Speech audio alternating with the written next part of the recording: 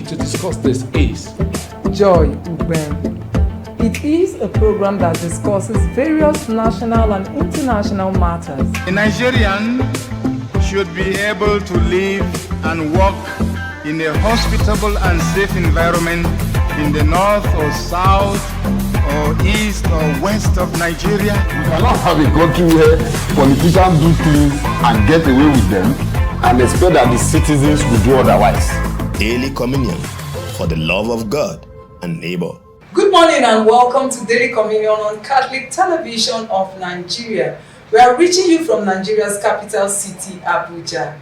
I am Joy Ugben. and my name is Arthur Ejofo. On our lineup today is Words of Affirmation, Health Tips with Nelly, and we'll join our workout team for them to put us through on how to stay fit as a fiddle. Up next is Words of Affirmation. Stay with us.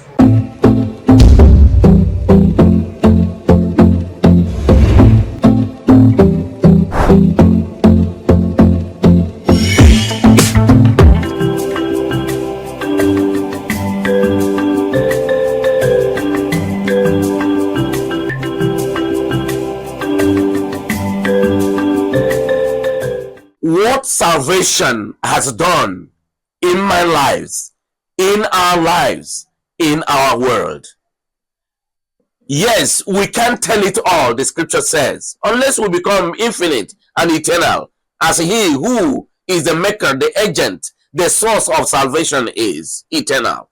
So whatever he does, so all he does indeed has a character of eternity, a character of absoluteness. And so how can we talk about it or define it, except we will try to describe it? Salvation as a gift. Oh yes, salvation is redemption. Salvation is setting free one who is in bondage and giving him joy of eternity, joy that begins in this circumstance of temporal existence and then push forth to the eternal bliss, where we encounter, as St. Thomas Aquinas said, the beatific vision.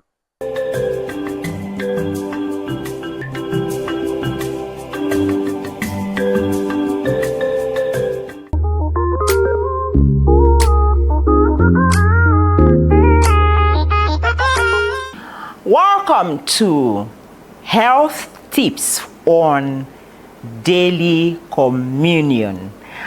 It is very vital that we talk about our health, because if you don't take care of your health, sickness will evade you like plagues. Sickness will invade your body like plagues and cut your life short.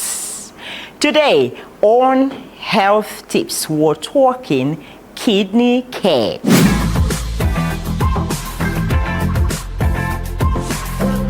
Because the kidney is a very vital organ in the human's body. The kidney is, kidneys, because they are actually two. That's what a lot of people do not know. Before now, I used to think the kidney is just one, but no, they are two, and they are located at the lower part of our back, somewhere here at the back, as the case may be. One is on each side, the left and the right of each side of our spine. The kidney's function is to remove waste remover from the system. The kidney actually filters every waste from our system. Anything that is excess, like the fluid, fluid that might remain in the bloodstream and all that, once it's a waste, is the function of the kidney to remove those byproducts, those waste products from our system. The second function that the kidney perform is to regulate our blood pressure. It controls the blood pressure. The kidney plays a very, very key role in controlling blood pressure through the removal of waste product from our system. Indeed, it is indeed very, very vital that we take care of our kidney.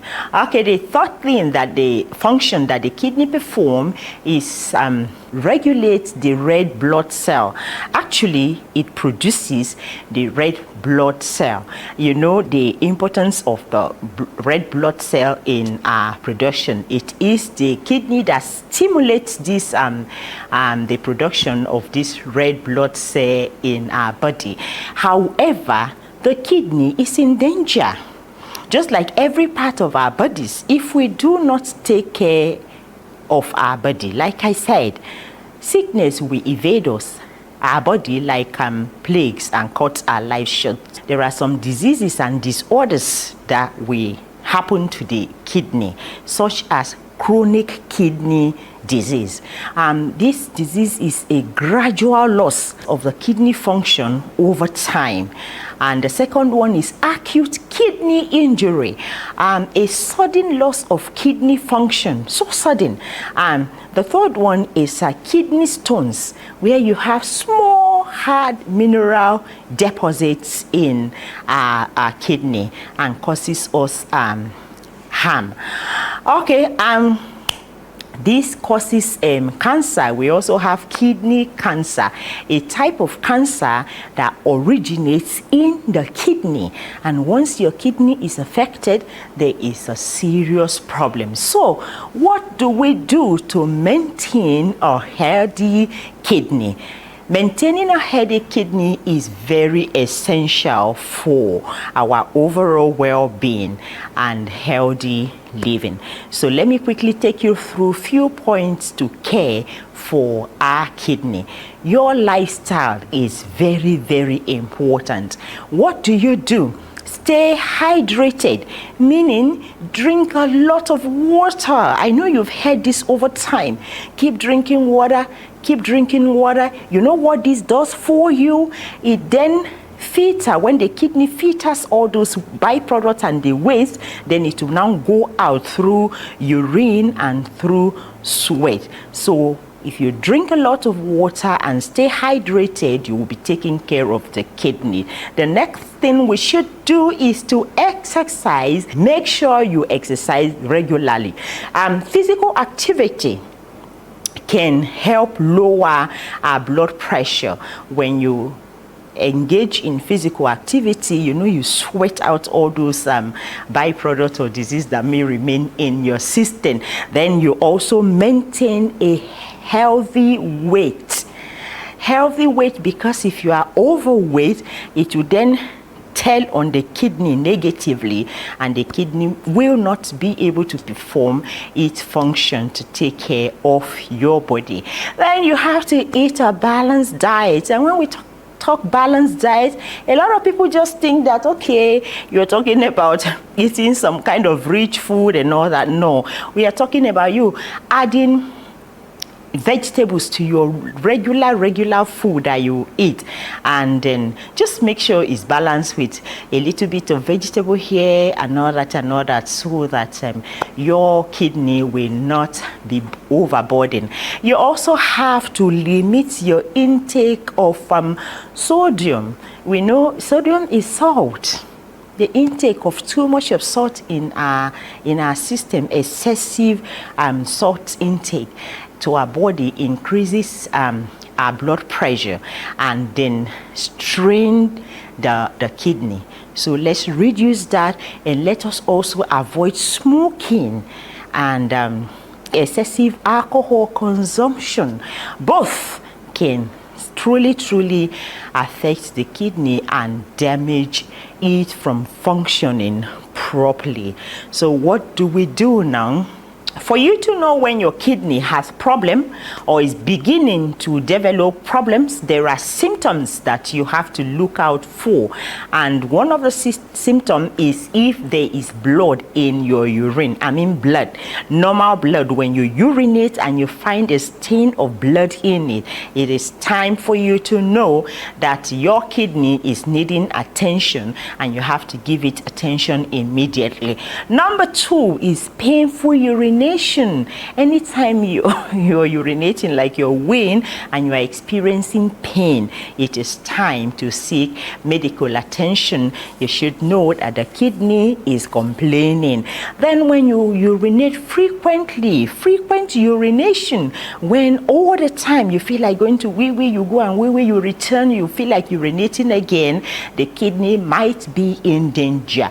Then when you have swelling, some swellings in your leg, the ankles, the feet, if you perceive that, notice any swelling at all on your leg, your feet, your ankles and all that, it is time to seek medical attention so that they will know if your kidney is in danger or complaining, that it could be taken care of. Remember, if you have concern about your kidney, your health, or you notice any of these symptoms that I'm talking about, then you should seek the attention of your doctor or a medical expert to give you appropriate advice on what to do so that you may stay healthy. There you have it. Now that we have educated and enlightened you on the care for your kidney, we believe that the information is at your fingertips and you will make the best of it. Remember that we mentioned exercise.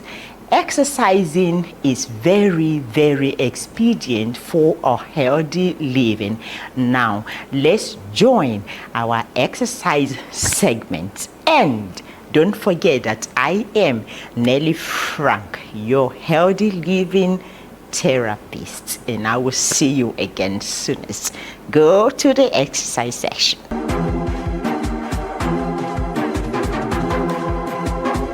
Good morning, we are here for another morning fitness drill with your favorite coach, Abba Fitness.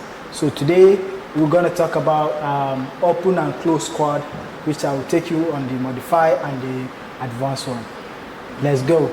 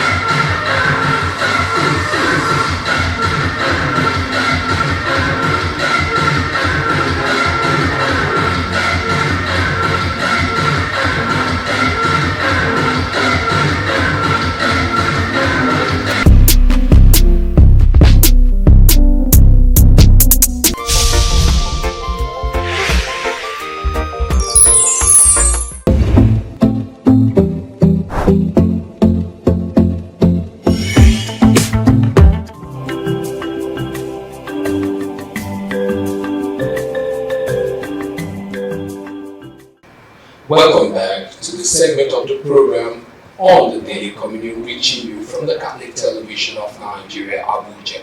Our guest today is Reverend Father Kenneth Agwu. Reverend Father Kenneth Agwu is the editor-in-chief of the Good Shepherd newspaper a weekly publication of the Archdiocese of Abuja. Reverend Father Kenneth Abu will be talking to us today about the spate of kidnapping, especially the kidnapping of Catholic priests in Nigeria. So, our guest today, like I said, is a wonderful, brilliant, very, very articulate priest and a friend of the station. Father, you're welcome to the program. Thank you very much.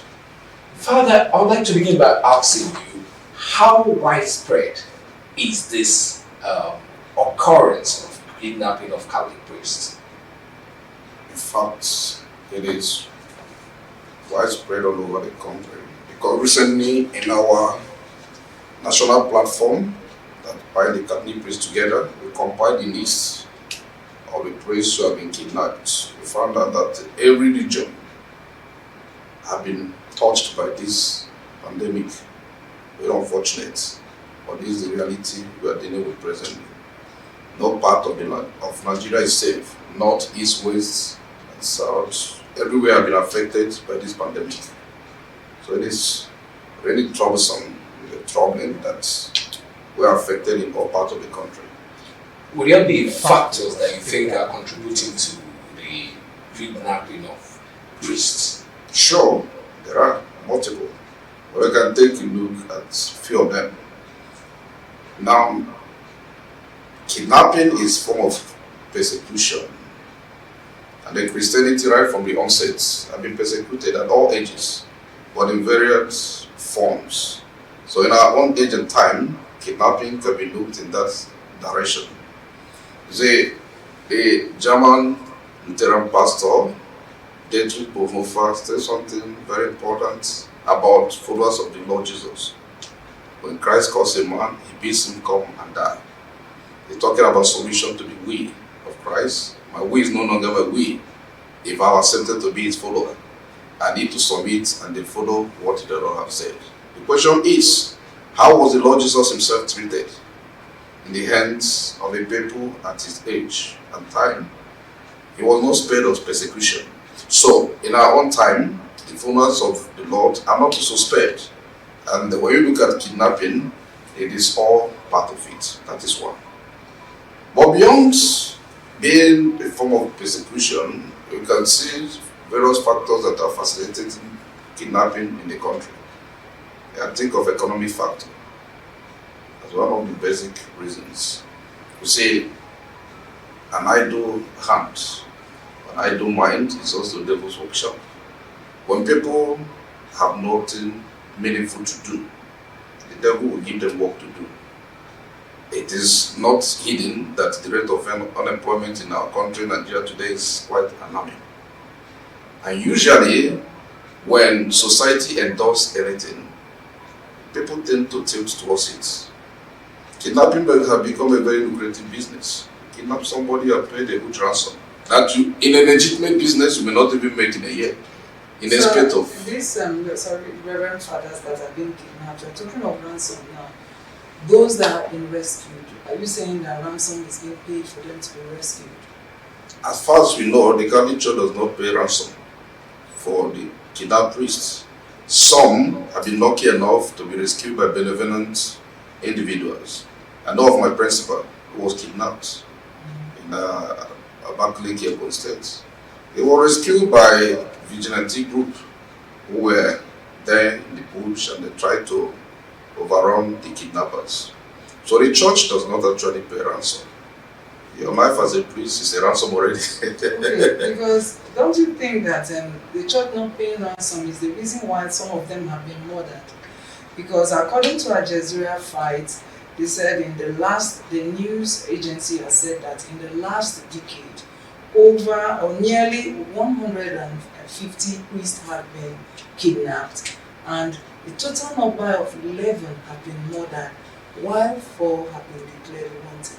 Don't you think that them not paying ransom may be the reason why this number have been murdered, and also even for those that cannot be talked about and we don't know where they are declared missing? I don't think so. In fact, the church not paying ransom is the reason that many are not even being kidnapped today. who want to go into bad business. You go to business to earn and they make gains. But 150 is a huge number. In contrast to how many people that have been murdered. Reverend fathers. But we know also that there are those who are not reverend fathers, who ransom have been paid for and they're murdered. In fact, when I was in Uye, I know about that, a parishioner who was murdered after ransom had been paid. It's not one, it's not two, multiple times it has happened. So paying ransom may actually be a way of aiding and abetting the kidnapping. So the church's stance is very clear. Father, I'd like to know, how has this abduction affected the local communities and the church operation in the affected areas? Well, the negative impact is evident because we know that some local communities have been deserted by spate of kidnapping. I know of the pastoral unit, for instance, the priests cannot stay there any longer. They now have to stay in another place that is a bit safe to attend to the people who are still remaining there. But this is contrary to what was in 211, for instance, when I worked there. I was there on ground, the priests were there on ground. But presently, because of the threats, because even the seminarian who worked there not long ago was also kidnapped and all those kind of things. So it's affecting pastoral activities actually. But the church does not abandon her own. That is why, no matter how dangerous a place is, somebody needs to be there, and that's why the priest is also there. But has it affected the number of people answering the call to become Reverend Fathers? On the contrary, I think it has even motivated people more. If you check the list of those who apply on daily basis to become priests, especially in our diocese here, and I believe in other dioceses of Nigeria, you see that it has not in any way actually affected those who desire to serve God, because they know, let's say, when Christ called a man, or the beat him come and die. That's what Bonhoeffer would say. But I would like to ask, how has this affected the families of the priests that were kidnapped? Psychologically, the families, and also I'd like to ask, how is it now affecting you people who are serving priests, serving clergy? And let me add to the fact that how is the church handling it? They're handling the families and even the situation with the priests. Okay, not long ago in the pastoral unit I worked, we have a priest who was kidnapped, but luckily was released. He came to be with us because of the psychological effect and the rest of them, and had the privilege of interacting with him. Normally, it doesn't come easy on the family because one would ordinarily want a situation where I've given my child up to the church to serve God and all those things. My child should have it as an easy ride, but it doesn't often happen. So the psychological effect is ever present. And of course, the parents, like other priests and the family of God's people, are devastated by this situation. The only unfortunate thing there is that the security of any society is not really in the hands of the religious leaders, but that of government. So it requires collaboration, both on the part of the government and of course the church itself, to be able to find a kind of a better situation that makes the life of the people much more meaningful. For the priests who have experience of being kidnapped, well, I would say that from the experience I've had, because some of these people have been reintegrated and they've gone back to their pastoral fields. It isn't easy because the psychological trauma is evident. But given that this is a choice you make on your own, that's the beauty of the Catholic priesthood. You are not compelled to become a priest. You make the choice, and you're also ready to bear the consequences of whatever comes. And this is why it is not too difficult. That even when we have experienced this, it doesn't discourage the priests. They brave on and continue the work that God has entrusted to them through the church. In some tribes, it's being looked at as if this is a way of exterminating the faith. Would you think that it has anything to do with trying to suppress Christianity? At the beginning of this program, I talked about the fact that this is a variant of persecution. Now, when you begin to look at the factors that have been responsible for kidnapping in the country like Nigeria, for instance, you realize that religious tension cannot be taken away from it. You look at geography of Nigeria, there's no saying the fact that the northern part of Nigeria is predominantly dominated by Muslims, the south is predominantly dominated by Christians.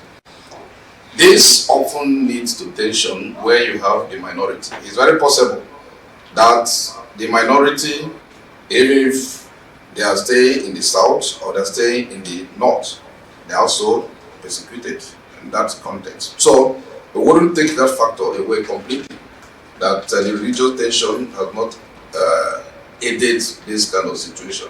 In any case, it is a factor that has been prevalent in the country. So I think it is a factor that has aided it in a very significant way. All right. But has the government in any way come in to help in the area of security for Reverend Fathers, or maybe even corporate organizations in any way? Well, to my knowledge, I'm not certain of the government's intervention in that context.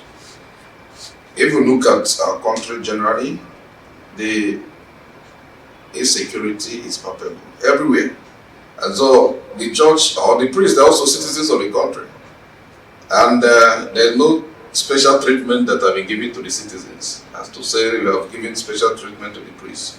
What I would think is that the government have tried, but they have not done sufficiently to tackle the insecurity. But it's not only the priests that are affected. In what way did they try? What did they do? The government? Yes. Well, every now and then we listen to news and we hear that so number of people, if we are to believe what is being reported, that are making effort to tackle the insecurities, so number of kidnappers have been arrested and so on and so forth. So we believe that in that context, maybe they are doing their best, but their best is not good enough, because every now and then we keep getting the reports that people are still dying in different parts of the country as a result of kidnapping and the insurgents. Well, is the church doing anything about this? What has the church done, or what is the church doing about the rate of kidnapping of Reverend?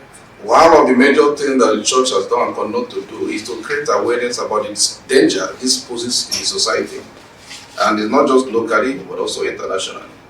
Because creating awareness about the danger also helps to even guide people to know how to face the challenges that come. For instance, within the local communities, it has become necessary for the people to organize themselves and be able to keep watch over one another and see how to protect themselves.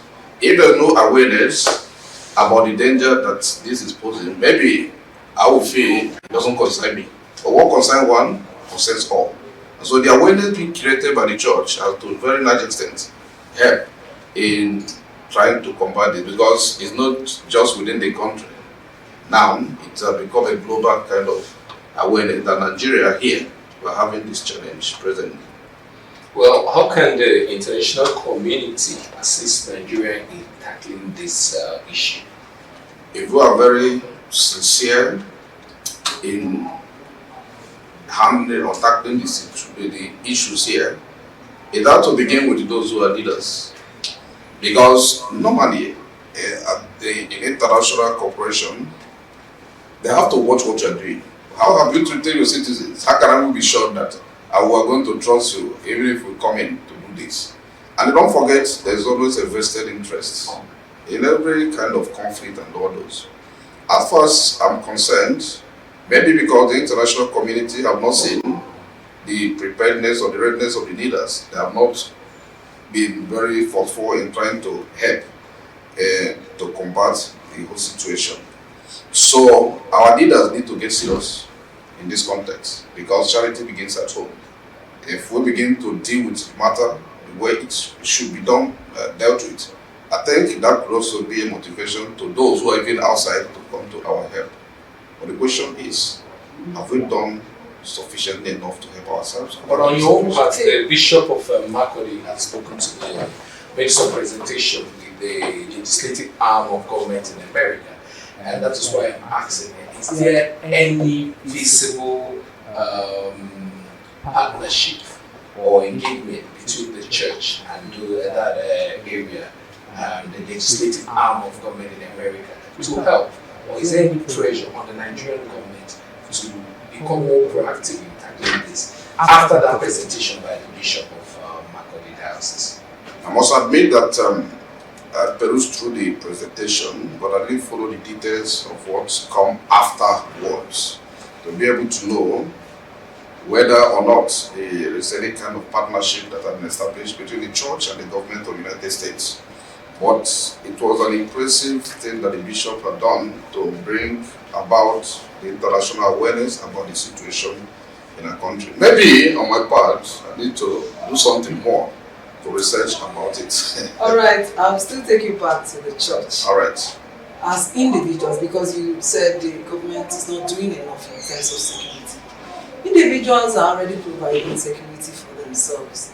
Don't you think, because I've not heard you say anything about the church providing special security for the Reverend Fathers, don't you think it's high time for this to come in place? Because we see other churches, they have security for their leaders. Of course, it's God who protects us, but it's not very ridiculous. Well, you see, the religious orientation of Catholic priests is different from that of the Protestant. The church is not a business, so to say. It is sacrifice on the part of whoever has chosen to be a priest, including giving your life when it is necessary. I remember the nuncio who served in Nigeria here. He came in and of course all those paraphernalia was provided, the rest of them. And he made it very clear he want to, well, Papa ground the day he came, we were expecting those kind of things. The nuncio didn't bother about security that way. So the church believes that whoever has chosen to be a priest has also given his life. And we must live by example. It's not nice that we preach one thing and we're doing the exact opposite. Now, if you provide security for me as a priest in charge of St. Francis de Radima, how many parishioners do I have? Do I also provide security for one of them? It doesn't look nice. So the church believes that the leaders should go by example. That is part of the reason here that this has not actually taken place. Even the Archbishop himself, he doesn't go with any security.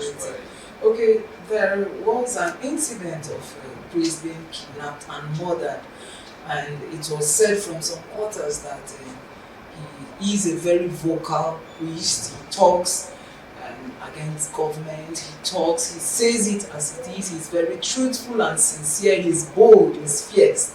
So I want to know, don't you think maybe the role of their sincerity, the work they do, is another reason why this kidnapping may not stop, may continue?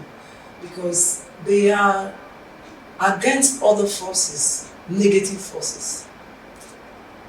What are your thoughts on that? Very simple.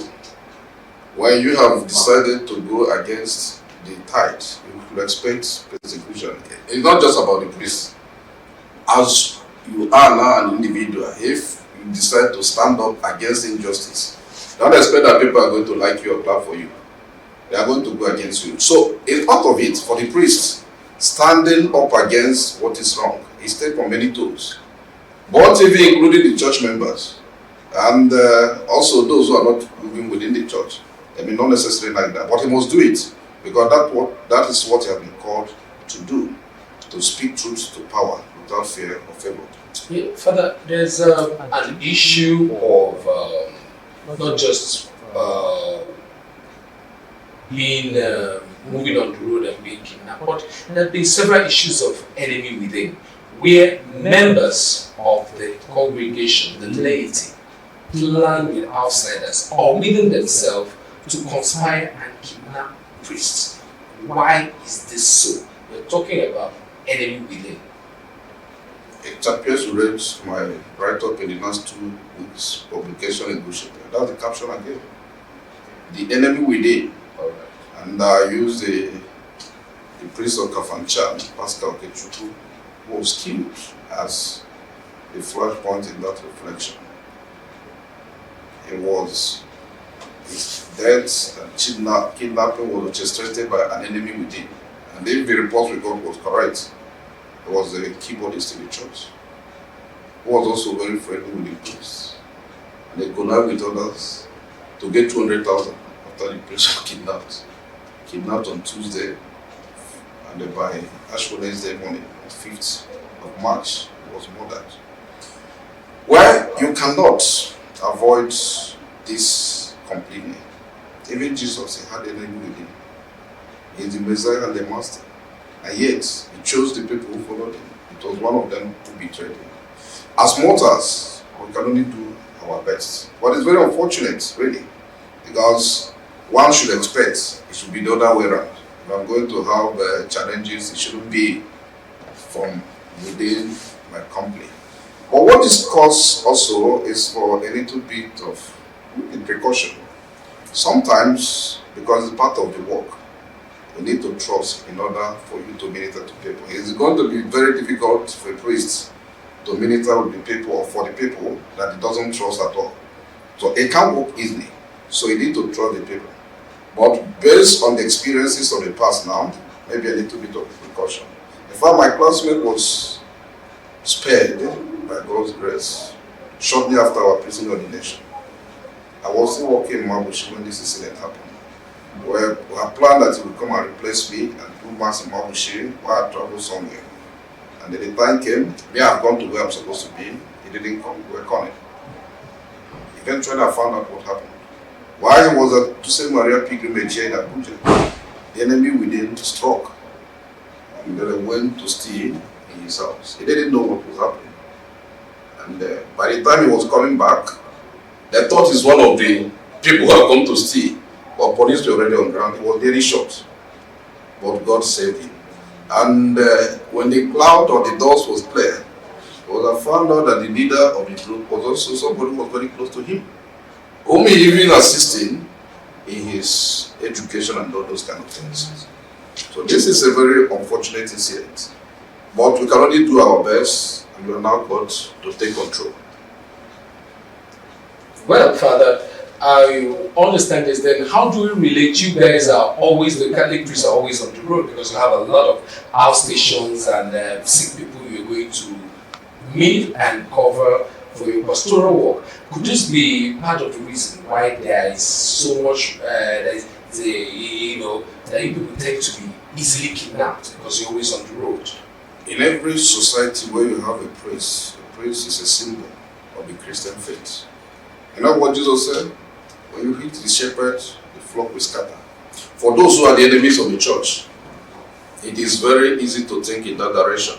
That if we can get at the priest, then it is going to have significant impact, even in the faith of the community and all those. But this church is not of human. And that is why in the midst of all the troubles and the challenges, rather than waning, the church keeps increasing because it is of God. The priest, there's no doubt, the nature of his work, the pastoral engagement, makes it actually very easy that he could be a target in that context. For instance, when it comes to attending to the needy and the sick and the rest of them, you have no other higher responsibility than do so, because the salvation of soul is your primary responsibility. And when it comes to salvation of soul, every other thing must relax. So, you are correct. I'm saying, if we have to say that the nature of the priest's work may also be a contributing factor in that regard. Because if you are called any moment to go and attend to the sick as a priest, you have obligation to do so, which may not necessarily be the same for other ministers. If I have my wife and my children around me, and they are calling me late in the night for the my wife can become an obstacle and say, no, don't go. But for the priest, the church have freed you from all those encumbrances by making sure they don't marry so that you are available to do the work of God anytime, any moment. But in all this, I know you mentioned one example. Have any of the perpetrators of this act been caught? And what happened? Any punishment of any form? Normally, it's not the duty of the church to prosecute others. Even if you take the case of our Pope, John Paul II, when attempt was made in his life, it was the states who took the responsibility. There were some instances that the perpetrator had been caught, of course, but it's up to the government to do the needful. And if we have a justice system that is functional, that's another point. We could also help to reduce the spread of this the kidnapping and the insurgent that are pervading our society today. So the church will do her best, but it is up to government who have the charge of the state security to do the needful. The church will do her best, but the government who is in charge of the state will do their duty. We'll have to go on a quick break right now, and we still have Reverend Father Kenneth Agu with us in the studio. He's the editor-in-chief of Good Shepherd newspaper, Catholic Archdiocese of Abuja. We'll go on a quick break right now, and when we return, we will still continue talking with him. Stay with us.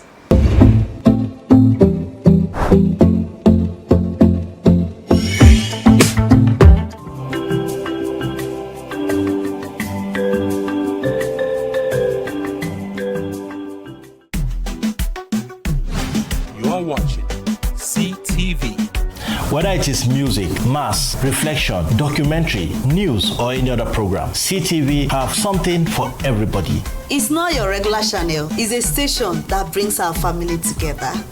Hey, can we watch the show about faith and family? I heard it's amazing. Yes, CTV is the best. CTV, the station that inspires hope. Catholic Television of Nigeria, the station that inspires.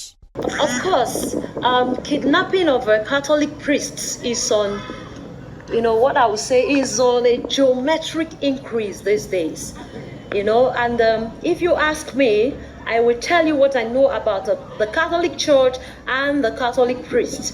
The Catholic Church runs a sort of open system, and so the Catholic priests, the way they are wired, because they are wired to be priests for everyone. Sorry to say, when you go to some of these Protestant churches, you see that security is taken very seriously.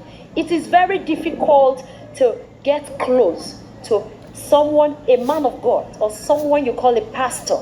But because of the system we run in the church here, the priests are wired to be free with people. Now, how do we mitigate this?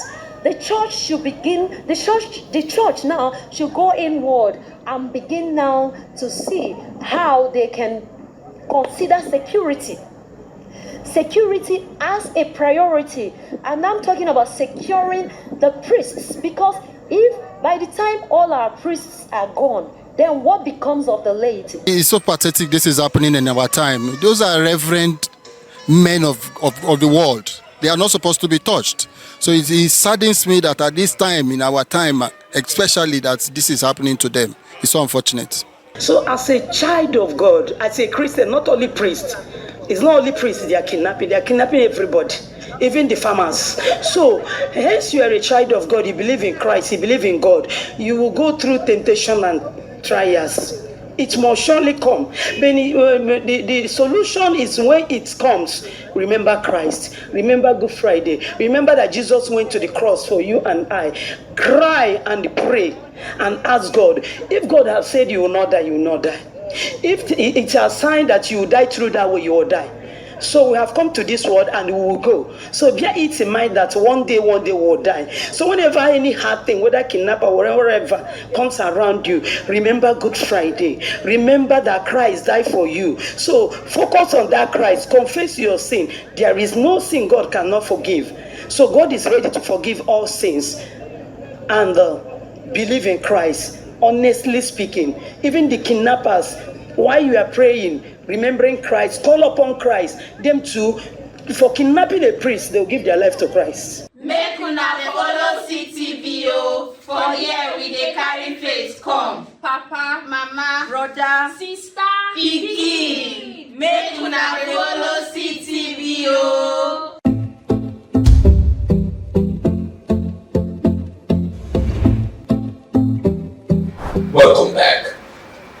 Still on the program, The Daily Communion, our guest still remains Reverend Father Kenneth Abu, the editor-in-chief of the Good Shepherd newspaper of the Catholic Archdiocese of Abuja.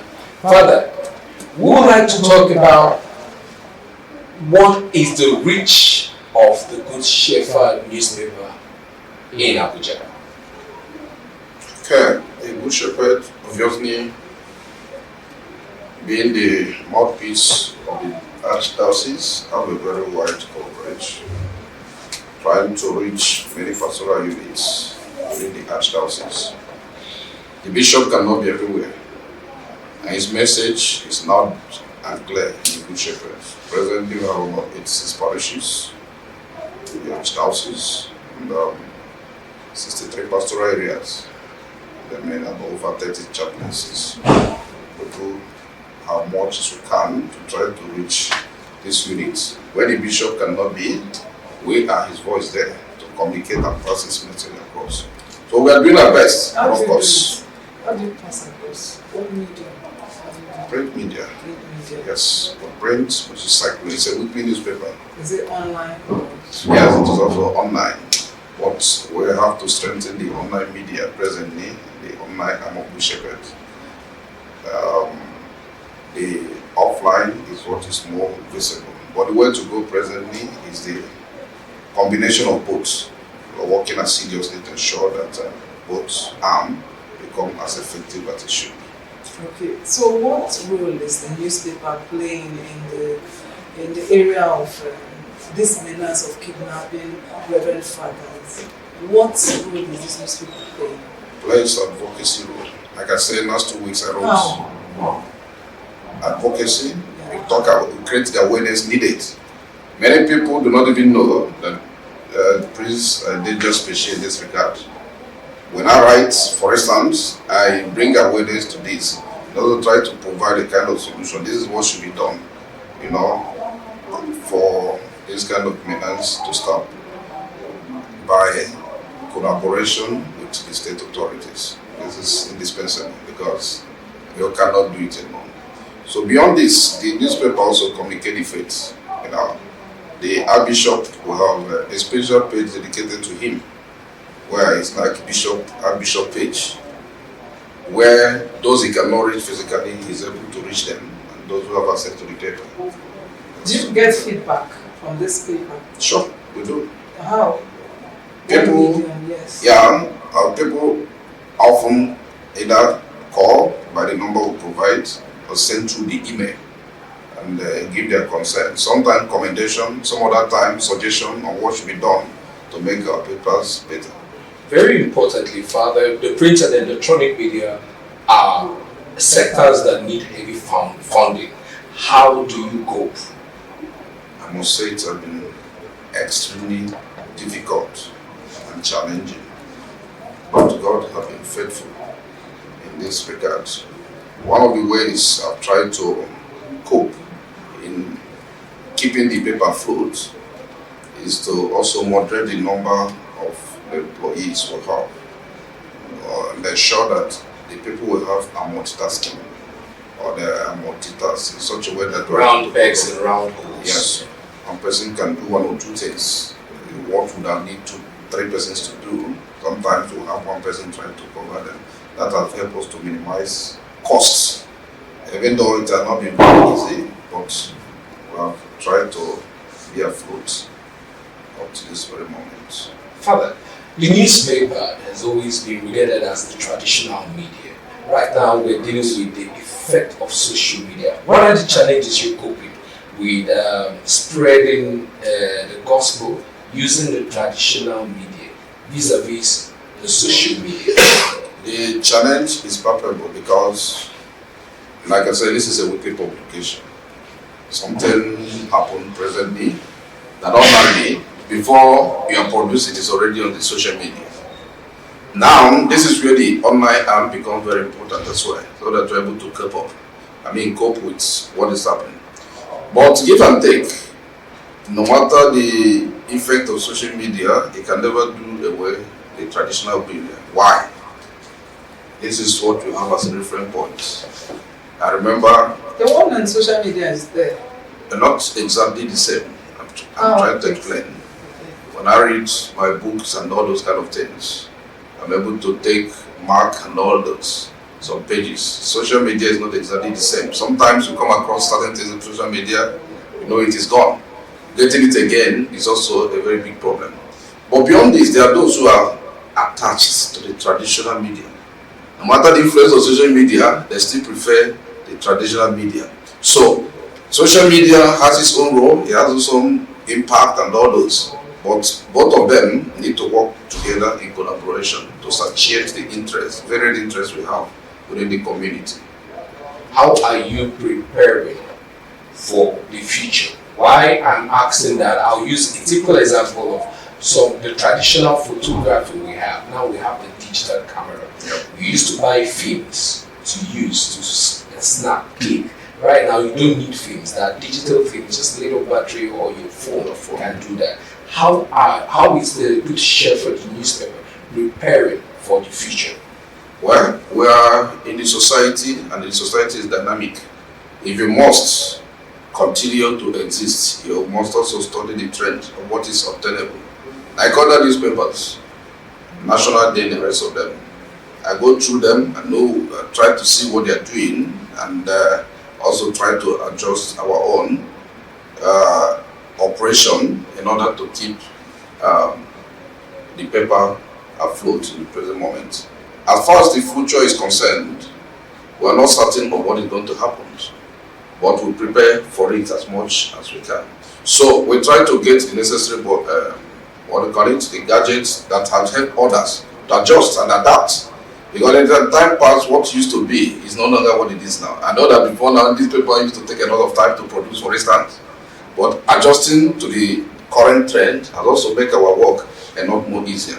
I do not need to gather all the staff to come here now for us to write and use. Everybody can do, with the help of social media, we can interact, even though we're very far away. So that's one of the ways we have been able to continue to keep the paper afloat. And we'll study the trends and adapt what is necessary in order to keep. So further back to the questions on the state of kidnapping, beyond the provision of security by the government, since you say the priest may not, the church may not be able, they may not provide that kind of security where the Pentecostals provide for their religious leaders. Can't a priest on his own as an individual, let's say, provide for himself a dog, a security dog kind of, or maybe just a security personnel within? Well, the priest at all times does not really supposed to be thinking about his personal interests or the interests of the community. This is why if you go to the churches, there's some kind of local security being supported by the priest. You have a MOD, the rest of them. And in some cases, when you have general gatherings such as this, they also engage the services of the security agents, like the police and the rest of them. Personal security, like providing dog, there's nothing wrong with that. But it depends on the person whether he wants that. I, as an individual, I'm not a lover of dogs, so I can't even keep dogs as a form of security. But it is encouraged that people should take their personal security very seriously. What about using the modern gadgets like CCTV? Of course, that is highly encouraged. Premises. Bulletproof cars, is that too much?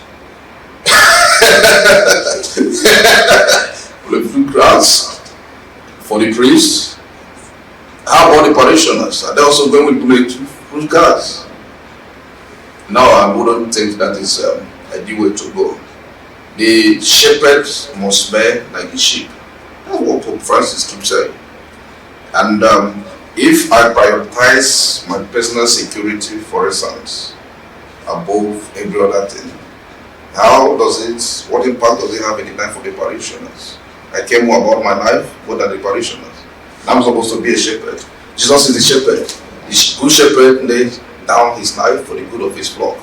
So, it is a collective responsibility of the priest and his community to try to see the more they can do. The emphasis is the protection of all, not just the priests, because the security of his parishioners is also important. Okay, let's go back to the government. Why is the government not doing much about the situation?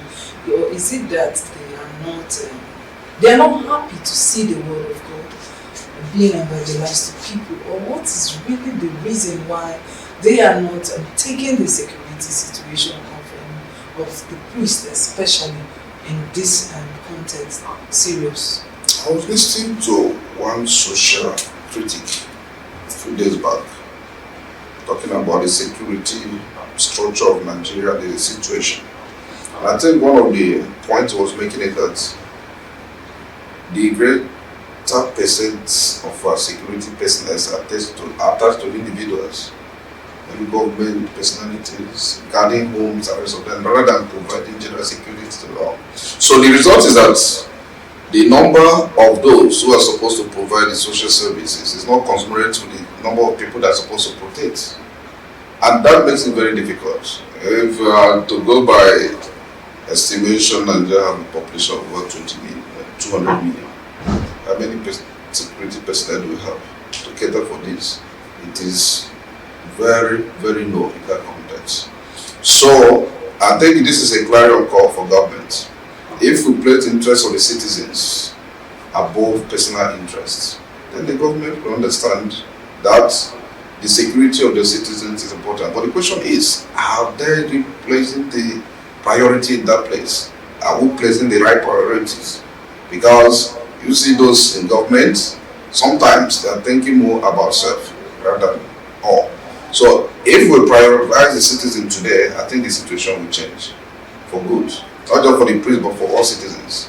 Father Ken, yes. I would like to ask, is there a correlation between fundraising during masses and kidnapping of priests? I ask that because you're not able to vex the people that come for masses. So if somebody comes to mass, you don't know if it's a robber, if you don't know if it's come to worship. And during masses, funds are being raised for one project or the other. People are hearing people say 1 million, 10 million. During masses, could there be a correlation between that and kidnapping of Catholic priests? Maybe that could be a remote cause, but I don't think that that is the main factor there. If I were to, how much money do they raise in the churches? No, for these different funds. They don't know what people hear. Someone picks a microphone and says he's giving this, he's giving this. So for anybody sitting in the church feels it goes to the pocket of that individual priest. And that could be another way of rousing interest in getting that money. I think you have a point. They have a point in this regard. But also understand in many churches, funds are not even raised in that way. For instance, we are not people to do whatever they want to do on their own. The most that can be done is at the end of the day, you are able to give your parishioners a breakdown of what has happened. The error of saying, hey, I'm coming to give you 100,000 or this is not done, and I'm sure many parishes have also adopted the same thing. So personally, I don't encourage that within the church. And you will come and begin to make fundraising and be announcing all those. Because it's not even good for the person who is, it can also become a target. So if we link it together, both for the security of the dollar, and even for the projects or purpose for which it's donated, it becomes important to follow what Jesus said. Let your left hand don't know what your right hand is doing. That will also help even to minimize that, because there's one guy in the man. Finally, Father, before we round up this segment, I would like you to look at the camera and talk to your priests, your fellow priests, on ways they can avoid making themselves targets of kidnappers. Okay, well, our duty as priests is to do our best. Like I said from the beginning, but when let God to do the rest, we take precaution. One of the things I think should be done in this context by the priests is also to try as much as they can, which I know many already doing, to help their church members to reduce, if they can, to uplift those who are in dire poverty. In many of our churches, we're already doing that through different empowerment programs, maybe JDPC, St. Vincent de Paul, and the rest of them. The priests must always try to be close to the people. You don't think of both, because if they are seeing you as somebody who has too much, then it can become a very big problem. So the priest must continue to do his best to help those who are in need within his means. Thank you. Thank you so much for finding time to join us. Viewers, we've been talking with Reverend Father Kenneth Akpo, Editor-in-Chief, Good Shepherd newspaper, Catholic Archdiocese of Abuja. And our topic of discussion is the spate of kidnapping of priests in Nigeria today. We'll go on a quick break right now, and Daily Communion continues afterwards. We'll go on a quick break right now, and Daily Communion continues after now.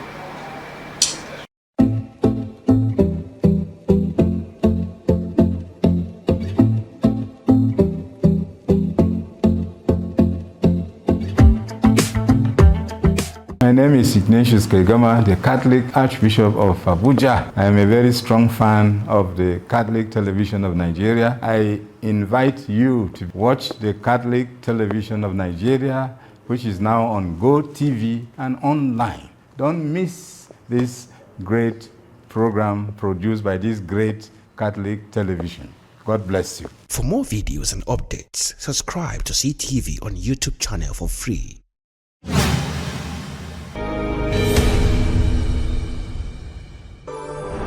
You are watching CTV. And it's for a long time we have been waiting for this.